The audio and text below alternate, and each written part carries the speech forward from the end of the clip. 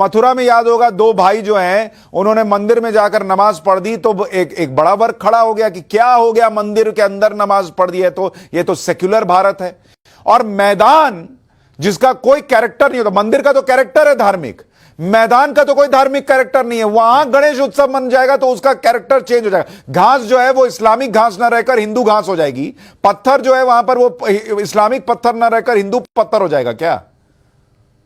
देखिए सुशांत जी, वक्फ के माध्यम से मैं आपको ये बताना चाहता हूं, आपके शो के माध्यम से केंद्र सरकार और राज्य सरकारों को सोचना पड़ेगा वक्फ एक्ट 1995 को रिपील करने के लिए, क्योंकि वक्फ एक्ट 1995 में ऐसे प्रोविजंस हैं जो बहुत ड्रैकोनियन है। सेक्शन 52, 53, वक्फ बोर्ड किसी को भी इंक्रोचर डिक्लेयर कर सकता है और वो डीएम एसएसपी को कहेगा उसके ऑर्डर को कंप्लाई किया जाए। अगर आज मेरी कोई संपत्ति पे इंक्रोचमेंट कर लेता है तो मुझे एक लंबी सिविल सूट के तहत लड़ाई लड़नी पड़ेगी उसको पोजेशन से बाहर निकालने के लिए।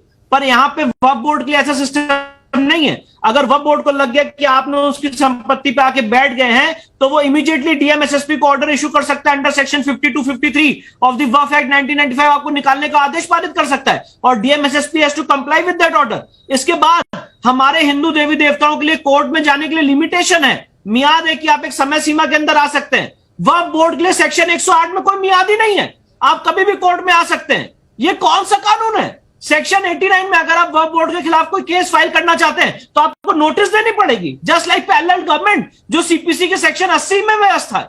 तो ये इतना ज्यादा ड्रैकोनियन कानून है। और सुशांत जी, मैं एक बात और बताना चाहता हूं, सेक्शन 4 और 5 वक्फ एक्ट, इसमें एक सर्वे होता है और आपको पता है उसमें क्या प्रोविजन है? जो वक्फ बोर्ड की प्रॉपर्टी का सर्वे होगा जो राज्य सरकार करेगी, उसका पैसा कौन वहन करेगा? राज्य सरकार, टैक्स पेयर के मनी से उसका सर्वे होगा।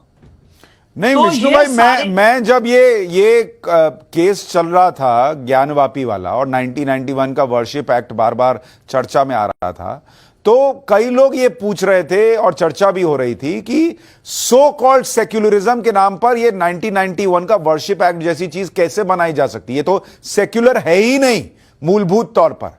लेकिन अब ये लग रहा है कि ये जो वक्फ को लेकर कानून बनाया गया है ये तो उसके ऊपर भी है। ये कानून कैसे बना दिया गया भाई? ये कौन सा सेक्युलरिज्म है कि भाई कोई मंदिर का पुजारी हो, कोई गुरुद्वारे का कोई हो, कोई चर्च का कोई हो, वो जो है उसके यहां कुछ हो जाए तो वो जाए पुलिस में शिकायत करने, और आप कह रहे हैं वक्फ बोर्ड जो है वो सीधे ऑर्डर दे सकता है एसपी को, डीएसपी को कि भाई इसको हटाओ और ऑर्डर मानना होगा। ये कैसा सेक्युलरिज्म था उस वक्त देश में और ये कैसा सेक्युलर कानून है? देखिए, बड़ी बड़ी मजेदार बात है जो नरसिम्हा राव गवर्नमेंट 1991 में places of worship act lie, same सरकार ने 4 साल में 1995 में वक्फ एक्ट लाया और 1991 में क्या कहा कि देश के सेक्युलरिज्म को मेंटेन करने के लिए जो जिस धर्मस्थल की स्थिति है वो वैसी रहेगी। और साथ ही साथ आपने वहां पे हिंदुओं की आवाज दबा दी कि अब कोई भी रिलीजियस डिस्प्यूट नहीं उठेगा। ये देखिए, बहुत महत्वपूर्ण बात बता रहा हूं सर मैं आपको। आपने 1991 एक्ट से जो उनका इंटरप्रिटेशन है, ये आपने एक बात रख दी कि यहां पे धार्मिक स्वरूप को लेकर कोई भी डिस्प्यूट नहीं उठेगा, सेक्शन 4 में, सेक्शन 3 में of place of worship act उनके इंटरप्रिटेशन के हिसाब से।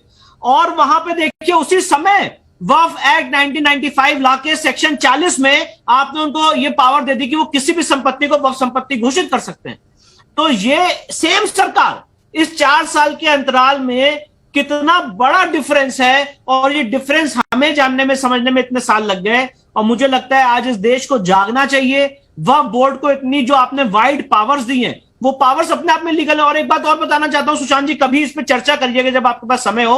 वक्फ बोर्ड में बैठता कौन है और वक्फ ट्राइब्यूनल में कौन बैठता है? आप आज मुझसे एक्सपेक्ट करते हो कि अगर आप मेरी संपत्ति को वक्फ संपत्ति घोषित कर दोगे तो उसको मैं चैलेंज क्या करूंगा? वक्फ ट्राइब्यूनल में, जहां पे वो शरिया कोर्ट है, जहां पे आज तक हमेशा वही लोग बैठेंगे जो इस्लामिक लॉ को जानने वाले।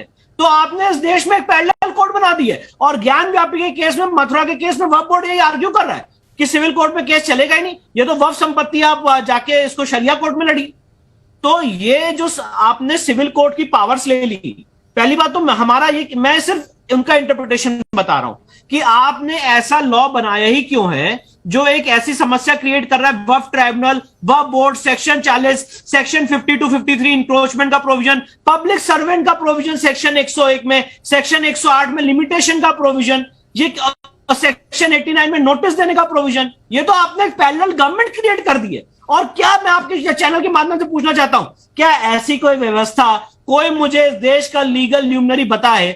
हो सकता है मैं एक्सट्रीमिस्ट हूं, हो सकता है मैं आपको कम्युनल लगूं, कोई मुझे लीगल नियम नहीं बताया जो सेक्युलरिज्म को विश्वास करता है। क्या ऐसा कोई प्रोविजन हिंदू समाज के लिए, जैन समाज के लिए, बुद्ध समाज के लिए, क्रिश्चियन के लिए, पारसी के लिए है क्या?